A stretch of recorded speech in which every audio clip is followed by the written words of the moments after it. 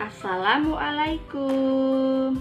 Hai anak-anak, bagaimana kabarnya?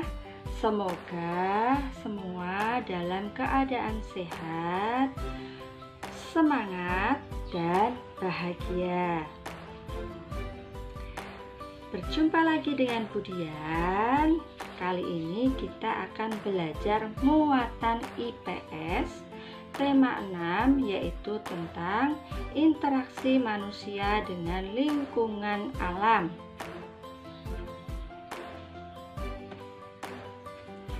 Nah, sebelum kita belajar, mari kita mengucap Bismillahirrahmanirrahim.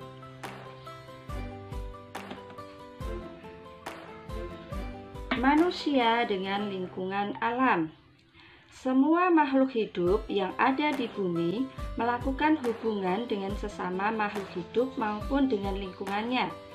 Lingkungan alam terdiri atas benda mati dan makhluk hidup.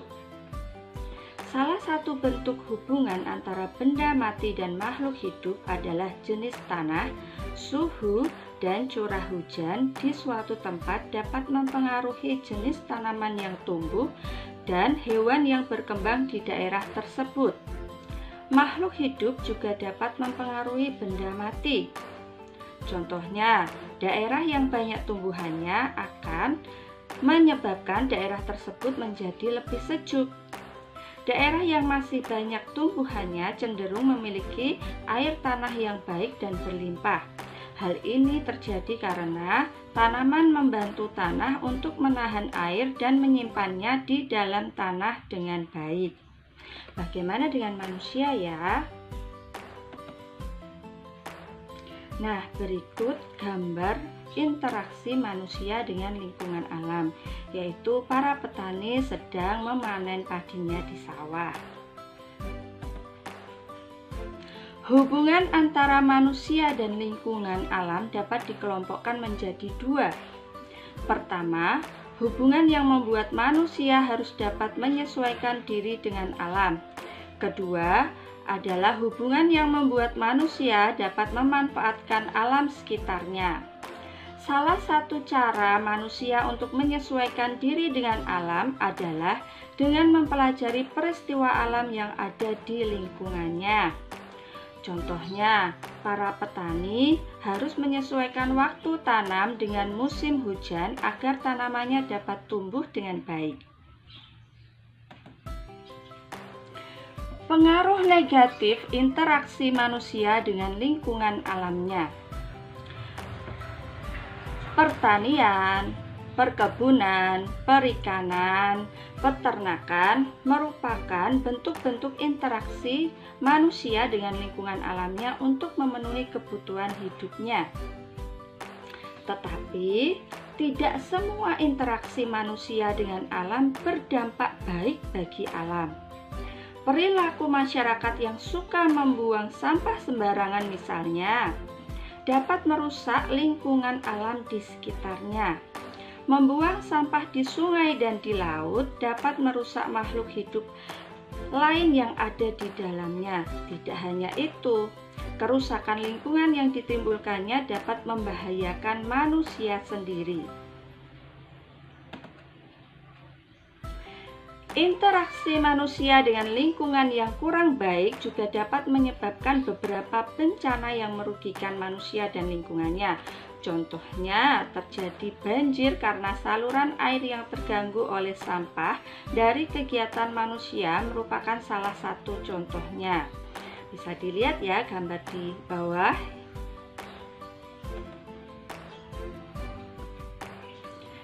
Peran masyarakat terhadap lingkungan sosial budaya. Masyarakat Indonesia merupakan masyarakat yang selalu menghargai warisan budaya nenek moyangnya.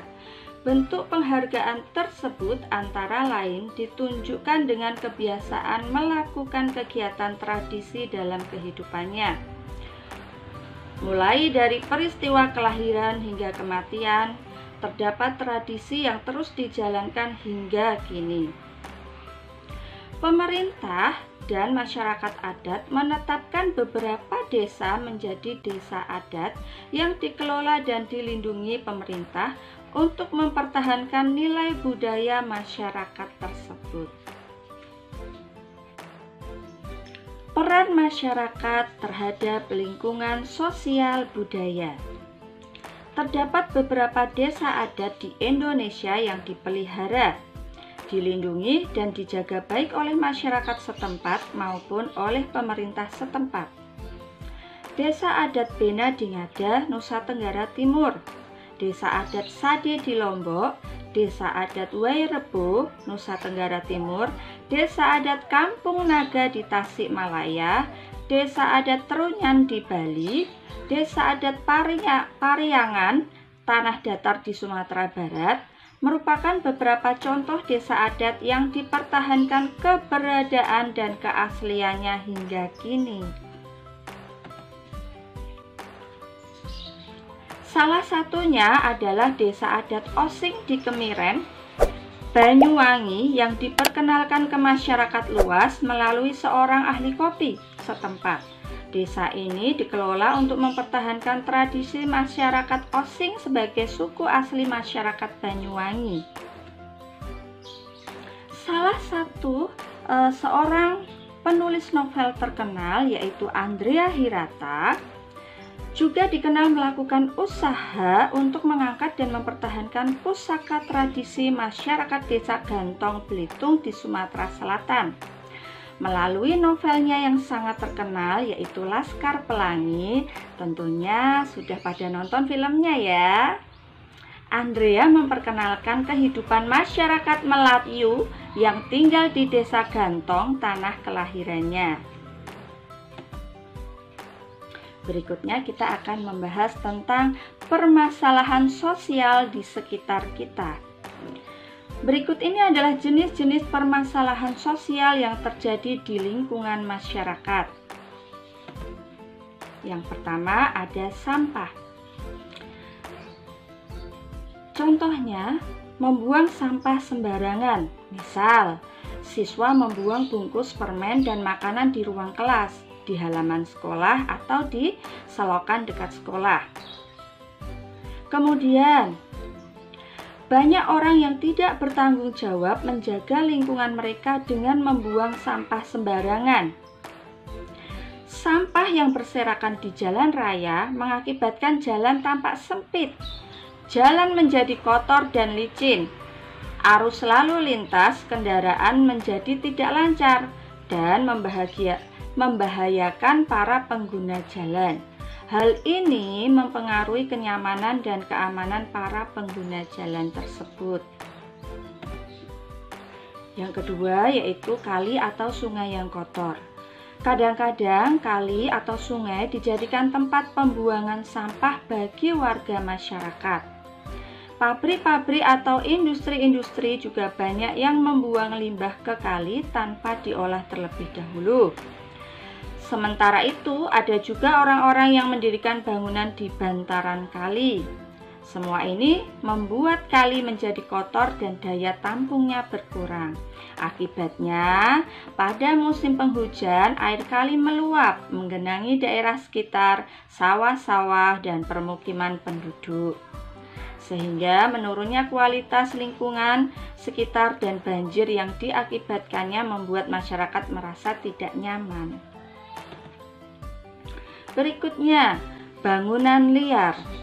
Bangunan liar sering kita jumpai berada di atas saluran air, di trotoar, di taman-taman kota, dan di kolong-kolong jalan layang. Pada umumnya, bangunan liar berupa bangunan sementara yang didirikan di tempat yang tidak seharusnya. Hal ini akan menyebabkan masalah kesehatan dan kebersihan lingkungan yang menimbulkan ketidaknyamanan masyarakat pada umumnya. Yang berikutnya, kemacetan lalu lintas. Kemacetan lalu lintas sering terjadi pada saat jam berangkat sekolah atau jam berangkat kerja. Salah satu penyebab kemacetan lalu lintas antara lain, banyak pengguna jalan yang tidak melakukan kewajibannya untuk mentaati aturan lalu lintas. Hal tersebut dapat menimbulkan ketidaknyamanan dan ketidakamanan para pengguna jalan dan masyarakat sekitarnya. Masalah sosial di sekitar kita yang lainnya yaitu seperti pencemaran lingkungan, rusaknya atau buruknya fasilitas umum, perilaku tidak disiplin, merupakan masalah sosial yang sering terjadi. Pencemaran lingkungan terjadi karena masyarakat membuang bahan-bahan berbahaya secara sembarangan ke lingkungan alam. Fasilitas umum biasanya disediakan oleh pemerintah yang digunakan untuk keperluan masyarakat. Fasilitas umum yang mudah dijumpai antara lain fasilitas umum sebagai sarana transportasi, sarana pendidikan, dan sarana kesehatan. Kendaraan umum, terminal, pelabuhan merupakan beberapa contoh sarana transportasi. Gedung sekolah, museum, gedung olahraga merupakan contoh sarana pendidikan. Sedangkan rumah sakit, apotek, dan puskesmas merupakan fasilitas atau contoh sarana kesehatan. Seringkali masyarakat kurang memelihara fasilitas-fasilitas umum tersebut, sehingga tidak terawat dan rusak. Dalam kehidupan sehari-hari, kita menjumpai banyak sekali perilaku tidak disiplin, misalnya di jalan raya. Kecelakaan lalu lintas dan kemacetan merupakan salah satu akibat dari perilaku tidak disiplin. Contoh perilaku tidak disiplin antara lain menjalankan kendaraan dengan melawan arus, kemudian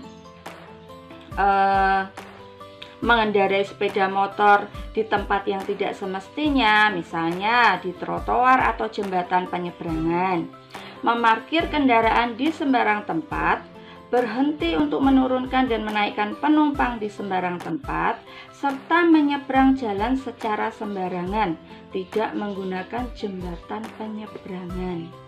Jangan dicontoh ya. Nah, alhamdulillah pembelajaran kita kali ini sudah selesai. Semoga mudah dipahami dan semuanya paham. Dapat dibaca-baca kembali materinya. Sekian dari Budian. Terima kasih atas perhatiannya. Wassalamualaikum warahmatullahi wabarakatuh. Dadah.